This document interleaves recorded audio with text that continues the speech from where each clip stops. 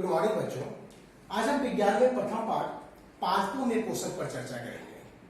तो बच्चों, पादपों में पोषण पर चर्चा करने से पहले मैं पिछले कक्षा की कुछ बातों को आप लोगों को याद करवा देना चाहूंगा। क्योंकि अभी बीच में काफी ज्यादा छुट्टियां चली विद्यालय में, इसलिए हो सकता है कि आप लोग पढ़ाई से कुछ कटे हुए होंगे। इसलिए मैं पिछली कक्षा की कुछ बातों को थोड़ी सी आप लोगों को याद करा देता हूँ।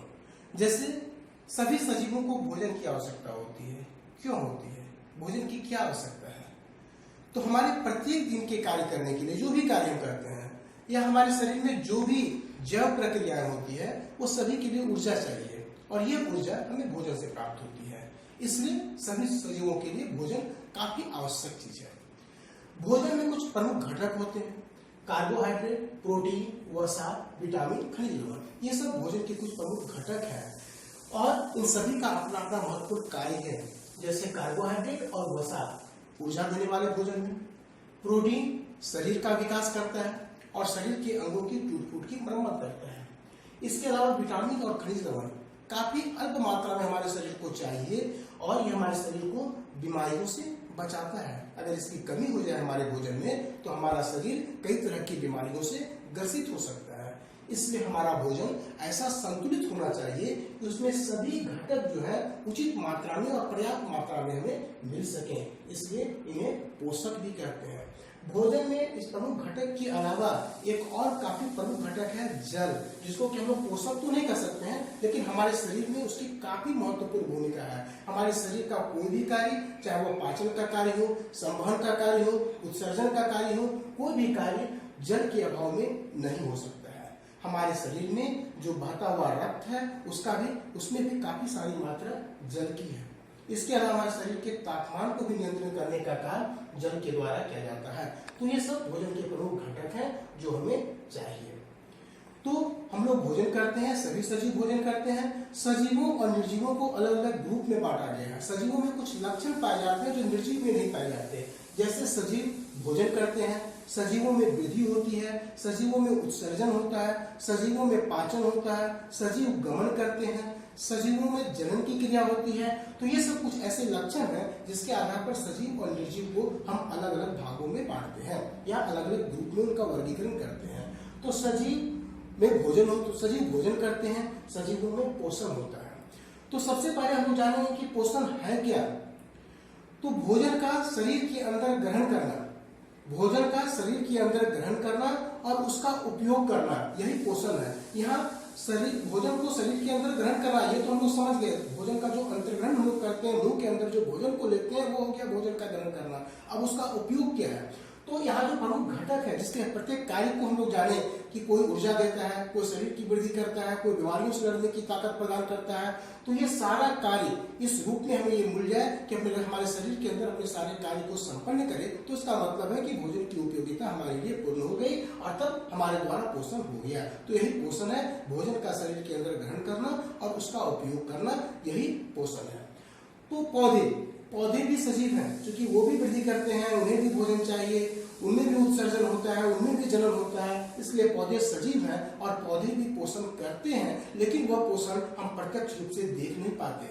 तो यहाँ हम लोग पौधों में पोषण को समझने की कोशिश करेंगे। पौधे एक जगह जमीन पर स्थिर होते हैं, उनका कुछ भाग जमीन के नीचे होता है और कुछ भाग जमीन से ऊपर होता है। पौधे में जड़ जमीन के नीचे और तना, पत्ती, फल, फूल ये सब जमीन के ऊपर होता है। तो जमीन के अंदर का भाग यानी जड़, उसका काम होता है जमीन से जल और खनिज लवण को अवशोषित करना। मूल रूप जमीन से जल और खनिज लवण को अवशोषित करते हैं और अवशोषित कर वह तना में भेज देते हैं।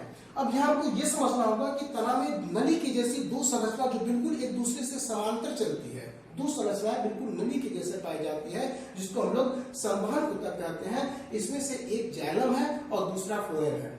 जाइलम का काम है मूल रोग के द्वारा जो जल और खनिज लवण का अवशोषण होता है उसको वह पौधे में ऊपरी भागों तक पहुंचाता है। ये यूनिडायरेक्शनल होता है, मतलब इसमें जो संवहन होता है, जल और खनिज लवण का जो परिवहन होता है वो हमेशा एक ही दिशा में होता है, नीचे से ऊपर की ओर। और दूसरा जो संवहन होता है फ्लोएम, वह उसमें संवहन जो होता है वो दोनों दिशा में होता है, नीचे से ऊपर और ऊपर से नीचे। इसमें बने हुए भोजन का संवहन या परिवहन होता है। जो जल या खनिज लवण का अवशोषण किया गया मूलभूमि के द्वारा वह तने में आया, तने में जाइलम में आया और जाइलम से वह परिवहन होते हुए वह पौधे के ऊपरी भाग तक और अंततः पत्तियों तक पहुंचता है। यहाँ पत्तियों की निचली सतह पर छोटे छोटे छिद्र पाए जाते हैं कई सारा, जिनको हम लोग स्टोमाटा कहते हैं या रंध्र कहते हैं। स्टोमाटा या रंध्र का पौधे के लिए वही काम है जो हमारे लिए हमारी नाक का होता है। नाक के द्वारा हम श्वास में ऑक्सीजन गैस को अंदर लेते हैं और कार्बन डाइऑक्साइड गैस को बाहर छोड़ते हैं। ठीक वही काम रंध्र में होता है। रंध्र वातावरण से कार्बन डाइऑक्साइड गैस को पौधे में लेता है और उसी रंध्र के द्वारा ऑक्सीजन गैस को बाहर छोड़ता है। तो यहाँ हम लोगों ने देखा कि जल और खनिज लवण जाइलम के द्वारा पत्तियों तक पहुंचा और रंध्र के द्वारा या स्टोमाटा के द्वारा वातावरण से कार्बन डाइऑक्साइड पत्तियों तक पहुंचा। अब ये कार्बन डाइऑक्साइड और ये जल, ये दोनों का यहाँ पर संयोग हुआ। यहाँ पर सूर्य के प्रकाश की अति महत्वपूर्ण भूमिका होती है।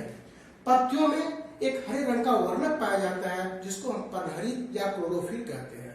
इसकी एक महत्वपूर्ण विशेषता होती है कि यह सूर्य के प्रकाश की ऊर्जा को ट्रैप कर सकता है, यानी उसको अवशोषित कर सकता है। तो सूर्य दिन के समय जब सूर्य का प्रकाश मौजूद होता है तो उसकी ऊर्जा को इसमें मौजूद क्लोरोफिल अवशोषित करता है। तो सूर्य के प्रकाश की उपस्थिति में और क्लोरोफिल की उपस्थिति में कार्बन डाइऑक्साइड और जल का पौधे की पत्तियों में संयोग होता है और इसके फलस्वरूप ग्लूकोज के रूप में भोजन का निर्माण होता है। ग्लूकोज कार्बोहाइड्रेट का सरलतम रूप है जिससे तुरंत ऊर्जा की प्राप्ति होती है और इस प्रक्रिया में ग्लूकोज बनने के बाद ऑक्सीजन गैस भी बनता है जो कि उसी रंध्र के द्वारा बाहर वातावरण में मुक्त कर दिया जाता है। ग्लूकोज के रूप में पौधों में भोजन का निर्माण हुआ। इस ग्लूकोज को पौधे अपने भोजन के रूप में इस्तेमाल करते हैं, ऊर्जा प्राप्ति के लिए इस्तेमाल करते हैं और जो अतिरिक्त ग्लूकोज बच जाता है वह मंड या स्टार्च के रूप में, मंड या स्टार्च कार्बोहाइड्रेट का जटिलतम रूप है जिससे तुरंत ऊर्जा की प्राप्ति नहीं होती है। तो मंड या स्टार्च के रूप में पौधे की अन्य भागों में ये कार्बोहाइड्रेट संचित हो जाता है। तो ये सारी प्रक्रिया जो हम लोगों ने देखा, कार्बन डाइऑक्साइड और जल का संयोग और उसके फलस्वरूप ग्लूकोज और ऑक्सीजन का निर्माण, ये सारी प्रक्रिया सूर्य के प्रकाश की उपस्थिति में होती है। सूर्य के प्रकाश की उपस्थिति के बिना यह प्रक्रिया संपन्न नहीं हो सकती। तो चूंकि ये सारी प्रक्रिया सूर्य के प्रकाश की उपस्थिति में होती है, इसलिए इस प्रक्रिया को हम लोग प्रकाश संश्लेषण कहते हैं, यानी भोजन का संश्लेषण प्रकाश की उपस्थिति में। हरे पौधे भूमि से जल और खनिज लवण को ग्रहण करते हैं, वातावरण से कार्बन डाइऑक्साइड को लेते हैं और ग्लूकोज के रूप में भोजन का निर्माण करते हैं और इस प्रक्रिया में अंतिम उत्पाद के रूप में ऑक्सीजन गैस मुक्त करते हैं। यही प्रकाश संश्लेषण है और इसी के द्वारा भोजन का निर्माण होता है। हरे पौधे, यहाँ ये जो प्रकाश संश्लेषण की क्रिया क्या सभी पौधों में होती है? नहीं, ये सिर्फ हरे पौधों में होती है। हरे पौधे कहने का तात्पर्य यह है कि ऐसे पौधे जिनमें पर्णहरित मौजूद होता है, क्योंकि पर्णहरित ही प्रकाश की, सूर्य के प्रकाश की ऊर्जा को अवशोषित कर सकता है। तो ये प्रकाश संश्लेषण की क्रिया केवल हरे पौधों में होता है और भोजन का निर्माण यह स्वयं करता है। तो सरल पदार्थों के रूप में जटिल पदार्थों के द्वारा जटिल पदार्थों के रूप में यह भोजन का निर्माण करता है। इसलिए हरे पौधों को हम लोग स्वपोषी कहते हैं और इस तरह के पोषण को हम लोग स्वपोषण कहते हैं। हरे पौधों के अतिरिक्त बाकी जितने भी पौधे हैं या जितने भी जीव हैं या स्वयं हम लोग भी किसी न किसी रूप में अपने भोजन के लिए हरे पौधों पर ही प्रत्यक्ष या परोक्ष रूप से निर्भर करते हैं। जो शाकाहारी जीव है वो तो हरे पौधों को खाते ही हैं। इसके अलावा जो मांसाहारी जीव है और वो शाकाहारी जीव को शिकार के रूप में खाते हैं, उनका जो भोजन है शाकाहारी जीव, वह भी अपने भोजन के लिए हरे पौधों पर ही निर्भर रहता है। यानी अगर हरे पौधे नहीं हो तो शाकाहारी और मांसाहारी किसी को भी भोजन उपलब्ध नहीं होगा। प्रकाश संश्लेषण की इतनी महत्वपूर्ण भूमिका हमारे लिए है। इसके अलावा प्रकाश संश्लेषण की दूसरी भूमिका है कि वातावरण में कार्बन डाइऑक्साइड और ऑक्सीजन का संतुलन हमेशा बनाए हुए रहता है। हरे पौधे के अलावा कुछ पौधे ऐसे भी होते हैं जिनमें कि पर्णहरित या क्लोरोफिल नहीं पाया जाता और वो अपना भोजन हरे पौधे से प्राप्त करते हैं। हरे पौधे कार्बोहाइड्रेट का निर्माण हरे पौधों के द्वारा कर लिया गया प्रकाश संश्लेषण की क्रिया में। लेकिन क्या केवल कार्बोहाइड्रेट से ही उनका भोजन हो जाता है? नहीं, उनको नाइट्रोजन भी चाहिए। कहने का मतलब है कि प्रोटीन भी चाहिए। कार्बोहाइड्रेट कार्बन, हाइड्रोजन और ऑक्सीजन के संयोग से बनता है, जबकि प्रोटीन कार्बन, हाइड्रोजन और ऑक्सीजन के अलावा नाइट्रोजन की भी आवश्यकता होती है प्रोटीन के लिए। तो यह नाइट्रोजन पौधों को कहां से मिलता है? ये नाइट्रोजन या तो किसानों के द्वारा नाइट्रोजन उर्वरकों का प्रयोग किया जाता है खेतों में, या हमारे वायुमंडल में 78 से 79% नाइट्रोजन है, लेकिन हरे पौधे में यह क्षमता नहीं है कि वो वायुमंडलीय नाइट्रोजन को प्रत्यक्ष रूप से उपयोग कर सकें। तो इसके लिए कुछ दलहनी पौधे की जड़ों में गांठ होता है, उस गांठ में राइजोबियम नाम का एक जीवाणु पाया जाता है। वह जीवाणु वायुमंडल के नाइट्रोजन को ऐसे यौगिक में बदल देता है कि उस यौगिक को विलय के रूप में पौधे फिर इस्तेमाल कर लेते हैं।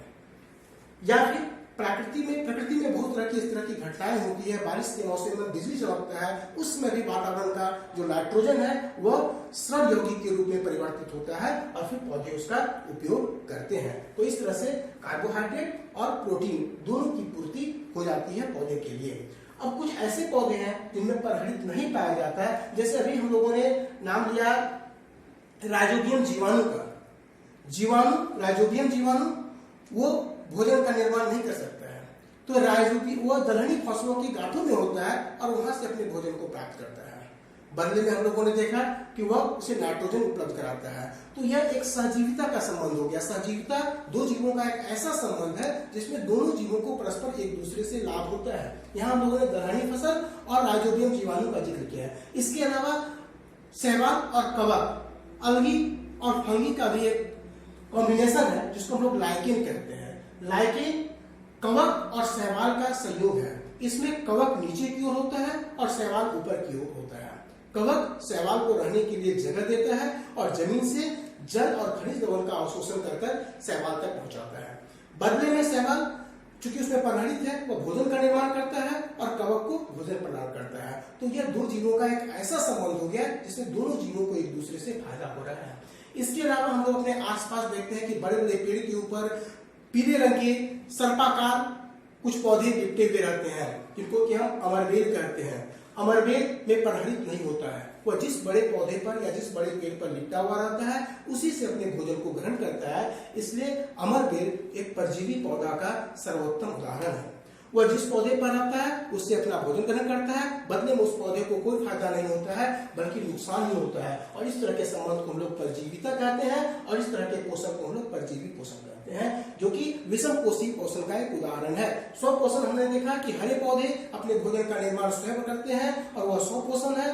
बाकी जितने भी जीव हैं अपने पोषण के लिए किसी न किसी रूप में हरे पौधे पर निर्भर करते हैं और उस तरह के पोषण को हम विषम पोषण कहते हैं। तो यहाँ पर हम लोगों ने सजीविता का जो उदाहरण दिया वह भी विषम पोषण का उदाहरण है, परजीविता का जो उदाहरण दिया वह भी विषम पोषण का उदाहरण है। इसके अलावा कुछ पौधे ऐसे होते हैं जिनको लोग कीटभक्षी पौधे कहते हैं। जैसे यहाँ पर हमने बनाया है घटपर्णी पौधा, पिचर प्लांट। ये घटपर्णी पौधा का पत्ती हुआ, ये रूपांतरित पत्ती होता है और ये घड़े की संरचना का होता है।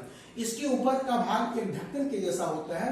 जब कोई कीट आकर इस पर बैठता है तो ये ढक्कन जो है खुद ब खुद बंद हो जाता है और उसके अंदर जो रोम है वह रोम हमेशा नीचे की ओर होता है, जिससे कीट जो है नीचे की ओर तो आसानी से आ जाते हैं लेकिन ऊपर की ओर चढ़ नहीं पाते।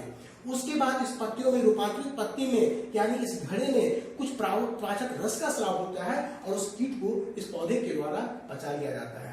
इसके अलावा कीटभक्षी पौधे का कुछ और उदाहरण है वेनस फ्लाइट्रेप, सनड्यू। ये सब सामान्यतः वैसी जगहों में होता है जहां की मिट्टी में नाइट्रोजन की कमी होती है और नाइट्रोजन की पूर्ति के लिए यह कीटों का भक्षण करते हैं। इसके अलावा कुछ पौधे मृत जीवी होते हैं जो मरे हुए या सड़े हुए चीजों से विलय के रूप में अपने भोजन को ग्रहण करते हैं, जैसे मशरूम। या हम लोग देखते हैं डबल रोटी, बारिश के मौसम में 2 या 3 दिनों का जब हो जाता है तो उसमें हरे रंग का एक रोए के जैसा हम लोग रचना देखते हैं। अगर आवर्धक लेंस की सहायता से हम लोग देखें तो वह रुई की जैसी संरचना दिखाई पड़ेगी। वह क्या करता है, जिस जगह पर या जिस ब्रेड पर या जिस सड़े हुए चीज पर है वहां पर एक पाचक रस स्रावित करता है और वहां के पोषक तत्व को विलय के रूप में अवशोषित कर लेता है और तब अपना पोषण करता है। तो ये सब जो पोषण हम लोग देखे ये विषम पोषी पोषण या विषम पोषण का एक उदाहरण है। तो बच्चों हम लोग ने यहाँ पर पालतू में पोषण के बारे में विस्तृत चर्चा की। अब इस चर्चा के उपरांत अभी आप लोगों का विद्यालय बंद चल रहा है, इसलिए मैं आप लोगों को दिन भर सोचने का कुछ समय दे। हाँ तो बच्चों अभी विद्यालयों में छुट्टी का मौसम चल रहा है, कोरोना महामारी फैला हुआ है, हमें अपने घरों के अंदर ही बंद रहना है, घर से बाहर नहीं निकलना है, ऐसा हमारे प्रधानमंत्री जी का भी सलाह है। इसलिए घर में बैठे बैठे हम लोग कुछ काम करें। हमने पौधों पर में पोषण के बारे में यहाँ पर विस्तृत चर्चा की। अब आप लोगों के समक्ष मैं 2 प्रश्न छोड़ के जा रहा हूँ और आशा है कि आप इस प्रश्न के बारे में सोचेंगे और इसे विस्तृत रूप से लिखेंगे। छुट्टी के बाद मैं आप लोग सभी के नोटबुक्स को मैं पढ़ूंगा। पहला प्रश्न है, यदि पृथ्वी से हरे पादप समाप्त हो जाए तो इसका क्या प्रभाव पड़ेगा? काफी विहंगम दृष्टि इस पर डालनी है और इसके बारे में लिखनी है। दूसरा प्रश्न मैं आप लोगों के सामने छोड़कर जा रहा हूं कि पत्तियों को पौधों का रसोई घर कहा जाता है, क्यों? ये 2 प्रश्न आज के लिए मैं आप लोगों के समक्ष छोड़कर जा रहा हूं। धन्यवाद।